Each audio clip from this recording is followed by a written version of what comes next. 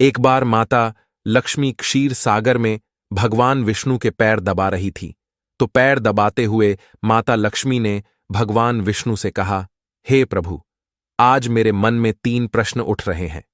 यदि इन 3 प्रश्नों के उत्तर देकर आप मुझे संतुष्ट करेंगे तो मेरे मन को बहुत शांति मिलेगी। तब भगवान विष्णु कहते हैं, हे देवी, तुम्हारे जो भी प्रश्न है तुम निसंकोच होकर पूछो, मैं तुम्हारी शंका का निवारण अवश्य ही करूंगा। तब माता लक्ष्मी कहती है, हे प्रभु, वह कौन सी स्त्री होती है जिसके भाग्य में संतान सुख नहीं होता है? दूसरा प्रश्न है कि कौन सी स्त्री समय से पहले विधवा होती है? और मेरा तीसरा प्रश्न है कि कौन सा श्रृंगार करने से स्त्री को स्वर्ग में स्थान प्राप्त होता है? तब भगवान विष्णु कहते हैं, हे देवी, तुमने उचित ही प्रश्न किए हैं। तुम्हारे ये तीनों प्रश्न अत्यंत महत्वपूर्ण है। इन प्रश्नों का उत्तर संसार कल्याण के लिए है। जो भी मनुष्य इन्हें ध्यान से सुनता है उसे पृथ्वी लोक पर संपूर्ण सुख प्राप्त होते हैं और मृत्यु के बाद उसे मेरे लोक की प्राप्ति होती है। भगवान विष्णु देवी लक्ष्मी से कहते हैं, हे देवी, आज मैं तुम्हें एक अत्यंत पवित्र कथा सुनाता हूं। इस कथा के माध्यम से तुम्हारे सभी प्रश्नों का उत्तर तुम्हें प्राप्त होगा, लेकिन तुम्हें इस कथा को ध्यान से पूरा सुनना होगा। इस कथा को कभी आधा अधूरा नहीं सुनना चाहिए। इस कथा में समस्त संसार का कल्याण छिपा हुआ है। जो भी इस कथा को ध्यान से पूरा सुनेगा उसके मैं 32 अपराध क्षमा करता हूं। तब देवी लक्ष्मी कहने लगी, प्रभु, मैं आपको वचन देती हूं कि इस कथा को मैं पूरे मन और लगन से सुनूंगी। आप कृपया उस कथा को आरंभ करें। तो दोस्तों, आप सभी से एक विनती है कि आप भी इस कथा को पूरा जरूर सुने। इसे आधा अधूरा सुनना पाप माना जाता है। कथा शुरू करने से पहले कमेंट में जय मां लक्ष्मी और जय श्री हरि विष्णु अवश्य लिखे। साथ ही वीडियो को लाइक करना न भूले। तो चलिए आरंभ करते हैं। भगवान विष्णु कहते हैं, हे देवी, एक समय की बात है। मध्य देश में एक छोटा सा नगर था। उस नगर में एक सेठ रहता था। उस सेठ के 2 पुत्र थे और सेठ के दोनों बेटों का विवाह भी हो चुका था। सेठ के घर में किसी चीज की कोई कमी नहीं थी, किंतु सेठ की पत्नी का स्वभाव अत्यंत दुष्ट था। सेठ की पत्नी और सेठ के बड़े बेटे की पत्नी दोनों का ही स्वभाव दुष्ट था। सेठ की पत्नी अपनी बड़ी बहू का तो बहुत लाड प्यार करती थी, किंतु छोटे बेटे की पत्नी के साथ बुरा व्यवहार करती थी। घर की सबसे छोटी बहू अर्थात छोटे बेटे की पत्नी बहुत अच्छे स्वभाव की, ईश्वर पर श्रद्धा रखने वाली पतिव्रता नारी थी। वह अकेले ही घर का सारा काम किया करती थी और गृह कार्य में दक्ष थी। इतना अच्छा स्वभाव होने के बावजूद भी उसकी सास उसके साथ बुरा व्यवहार करती थी, उसका हमेशा अपमान करती थी। इसके पीछे का कारण बस इतना था कि बड़ी बहू को एक पुत्र था और छोटी बहू ने पुत्री को जन्म दिया था। पुत्री को जन्म देने के कारण सेठ की पत्नी अपनी छोटी बहू को बार बार ताना मारा करती थी, लेकिन वह बेचारी कर भी क्या सकती थी। जो भाग्य में लिखा होता है उसके साथ वही होता है। भगवान विष्णु कहते हैं, हे देवी, अब मैं तुम्हें छोटी बहू की कहानी सुनाता हूं। इससे तुम्हें पहले प्रश्न का उत्तर प्राप्त हो जाएगा कि कौन सी स्त्री को पुत्र प्राप्ति नहीं होती है। हे देवी, सेठ की जो पत्नी थी वह पहले से ही दुष्ट और कुटिल स्वभाव की थी। उससे उसकी सास भी परेशान थी। सेठ की पत्नी अपनी छोटी बहू को सबसे ज्यादा दुख देती थी। छोटी बहू का नाम था सुकन्या और सुकन्या को सताने में उसकी सास को बहुत आनंद आता था। सुकन्या बेचारी रोज सुबह ब्रह्म मुहूर्त में जागकर अपने घर के काम करती थी और दिन भर काम करने के बाद उसे रात्रि को ही सोने को मिलता था। इतना होकर भी सेठ की पत्नी अपनी छोटी बहू से द्वेष करती थी। जब छोटी बहू झाड़ू लगाती तो उसकी सास आकर उसे ताना मारती थी कि तेरे हाथ में जान नहीं है क्या? तू जल्दी जल्दी झाड़ू लगा, मैं मंदिर जा रही हूं। मेरे लौट कर आने से पहले तू भोजन बनाकर तैयार रखना और आते ही मैं उस भोजन को ग्रहण करूंगी और सुन, अन्न का एक दाना भी बर्बाद ना हो पाए। बेचारी सुकन्या चुपचाप अपनी सास का अत्याचार सहन करती थी और उसकी सास की हर आज्ञा का बड़ी ही विनम्रता से पालन करती थी।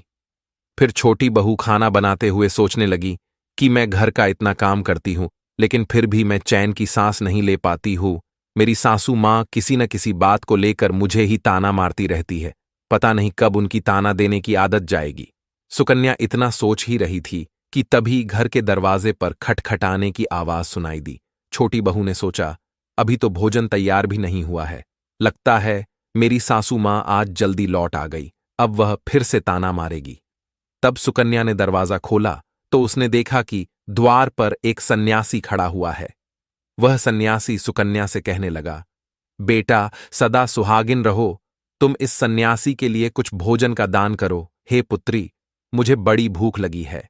तब सुकन्या ने सोचा, अगर मैं इस सन्यासी को भोजन करा दूं और इतने में मेरी सांस आ गई तो मेरी खैर नहीं। कुछ देर तक विचार करने के बाद सुकन्या ने सोचा, यदि मैं सासू मां के ताने के डर से इस सन्यासी को भोजन नहीं कराऊंगी तो मुझे महापाप लगेगा, मेरा सारा पुण्य नष्ट हो जाएगा। इतना सोचकर सुकन्या ने उस सन्यासी को घर के अंदर बुला लिया। अतिथि धर्म का पालन करते हुए सुकन्या उस सन्यासी को भोजन कराने लगी। उतने में ही उसकी सास घर पर आ पहुंची और उस सन्यासी को घर के अंदर भोजन करते हुए देखकर उसे बहुत गुस्सा आ गया। वह चिल्लाते हुए सुकन्या से कहने लगी, यहां पर क्या किसी प्रकार का भंडारा या दावत नहीं चल रही है, जो तो राह चलते भिखमंगों को घर में बिठाकर खिला रही हो।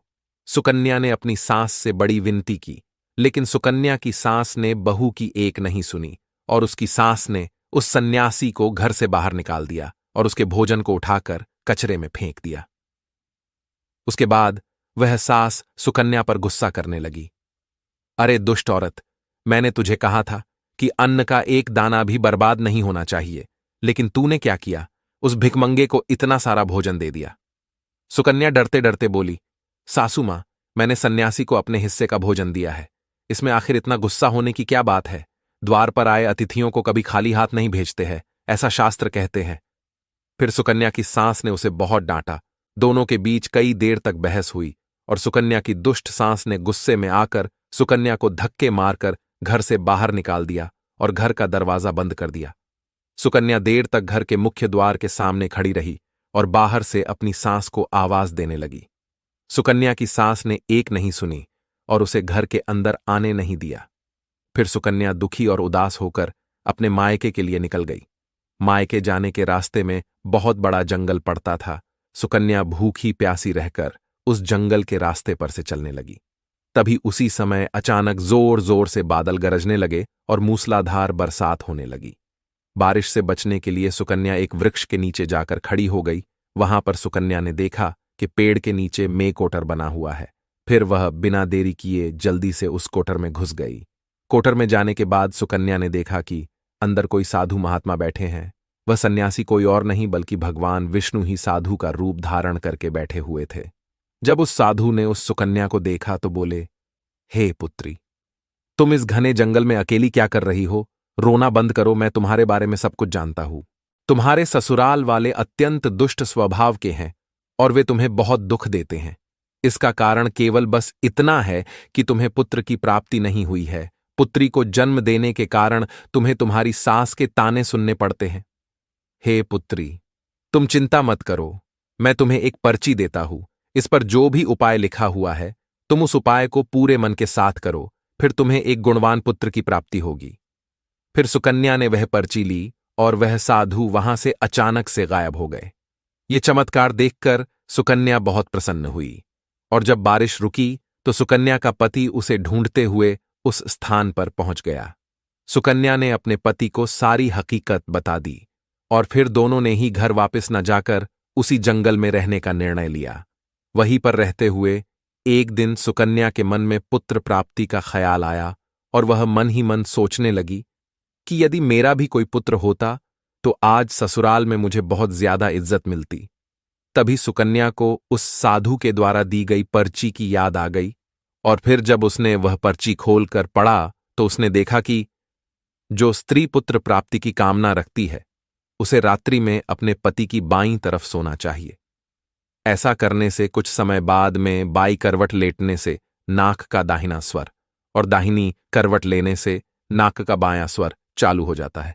फिर जब पुत्र की इच्छा हो तो उस स्थिति में मिलन से पहले यह निश्चित कर लेना चाहिए कि पुरुष का दायां स्वर चलने लगे और स्त्री का बायां स्वर चलने लगे और उसी समय पर गर्भधान किया जाना चाहिए।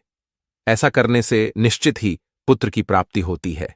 इसके विपरीत नाक के स्वर चलने से पुत्री की प्राप्ति होती है। उस पर्ची में आगे लिखा हुआ था कि मासिक धर्म शुरू होने के बाद पहले 4 दिनों में पुरुष के साथ मिलन करने से पुरुष को रगड़ता प्राप्त हो जाता है और 5वीं रात्रि में मिलन करने से पुत्री की प्राप्ति होती है तथा 6ठी रात्रि में मिलन करने से पुत्र रत्न की प्राप्ति होती है। 7वीं रात्रि में मिलन करने से वंध्या पुत्री होती है। 8वीं रात्रि में मिलन करने से बलशाली पुत्र की प्राप्ति होती है। 9वीं रात्रि में मिलन करने से सुंदर कन्या की प्राप्ति होती है तथा 10वीं रात्रि में मिलन करने से विद्वान और अतिश्रेष्ठ पुत्र की प्राप्ति होती है। 11वीं रात्रि में मिलन करने से सुंदर आचरण वाली कन्या प्राप्त होती है। 12वीं रात्रि में मिलन करने से गुणवान पुत्र होता है। 13वीं रात्रि में मिलन करने से लक्ष्मी स्वरूपा पुत्री होती है।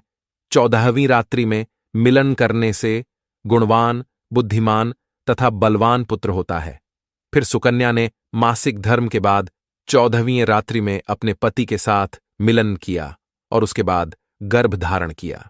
फिर दूसरे दिन सुकन्या का पति जंगल में लकड़ी काटने के लिए चला गया और सुकन्या घर पर पड़ी रही। फिर अचानक से तेज तूफान आया और सुकन्या की झोपड़ी उड़ गई। फिर सुकन्या दौड़ती हुई उसी पेड़ के कोटर में जाकर रुक गई जहां पर उसे वह साधु मिला था। सुकन्या वहां अपने पति की राह देख रही थी कि अचानक वहां पर 2 राक्षसी आ गई। वह राक्षसी अत्यंत मायावी थी। फिर उन्होंने उस कोटर के साथ पेड़ को उड़ाकर एक ऐसे स्थान पर चली गई जहां पर बहुत सारा सोना था। जब सुकन्या ने यह दृश्य देखा तो वह चौंक गई। सुकन्या पेड़ के कोटर में ही छिपी रही। जब वह राक्षसी भोजन की तलाश में गई तो सुकन्या ने उस स्थान पर से बहुत सारा सोना उठा लिया और उसे कोटर में भर लिया। जब वह राक्षसी लौट आई तो फिर से पेड़ पर बैठकर वे उस पेड़ को उड़ाकर उसी जंगल में आ गई। राक्षसियों के जाने के बाद सुकन्या वह सारा सोना लेकर अपने पति के पास चली गई और उसे वह सारा सोना दे दिया। फिर पति और सुकन्या दोनों अपने ससुराल को लौट गए। वहां जाकर उसने अपनी सास को वह सोना दे दिया और सारी हकीकत बता दी, जिसे सुनकर उसकी सास को बहुत गुस्सा आया और बोलने लगी, अरे मूर्ख औरत, तू बस इतना ही सोना लेकर आ गई, इतने सोने से क्या होगा? मैं होती तो बहुत सारा सोना लेकर आ जाती। फिर उसकी सास भी उस जंगल के कोटर में जाकर छिप गई और राक्षसियों की राह देखने लगी। तभी वह 2 राक्षसी वहां पर आई और फिर उन्होंने उस कोटर को उड़ाकर एक बर्फीले पहाड़ पर ले गई। ये देख सास बहुत क्रोधित हो गई और बोलने लगी, ये कहाँ लेकर आई है? यहां तो बस बर्फ और मिट्टी है। तभी उन राक्षसियों ने उसकी आवाज सुनी और देखा तो एक बूढ़ी औरत पेड़ के कोटर में छिपकर बैठी है। फिर उन्होंने उस सांस को बाहर निकाला और उस बर्फीले पहाड़ पर फेंक दिया। जमीन पर गिरते ही उसकी मौत हो गई। इधर सुकन्या बड़े आनंद के साथ रह रही थी, लेकिन सुकन्या की सांस कभी नहीं लौटी। तो सुकन्या ने जाकर उस कोटर में देखा तो वहां पर उसकी सांस नहीं थी। उसे समझ में आ गया कि लालच के कारण उसके सांस की मृत्यु हो गई। भगवान विष्णु कहते हैं, हे लक्ष्मी, जिस स्त्री को पुत्र प्राप्ति की कामना है उसे मैंने सुकन्या को दी हुई पर्ची में बताए गए उपाय जरूर करने चाहिए। तुम्हारा दूसरा प्रश्न ये था कि किस कारण से स्त्री जल्दी विधवा होती है, तो जो स्त्री अत्यधिक लालच करती है वह स्त्री जल्दी विधवा होती है, और जो स्त्री चरित्र का गहना पहनती है उसे मृत्यु के पश्चात स्वर्ग की प्राप्ति होती है। एक स्त्री को अपने चरित्र का त्याग कभी नहीं करना चाहिए। तो दोस्तों, इस प्रकार से भगवान विष्णु ने माता लक्ष्मी को यह कथा सुनाई थी। उम्मीद है आपको यह कथा पसंद आई होगी। वीडियो को लाइक जरूर करें और कमेंट में जय मां लक्ष्मी, जय श्री कृष्ण जरूर लिखें। साथ ही चैनल को सब्सक्राइब करें। आप सभी का धन्यवाद।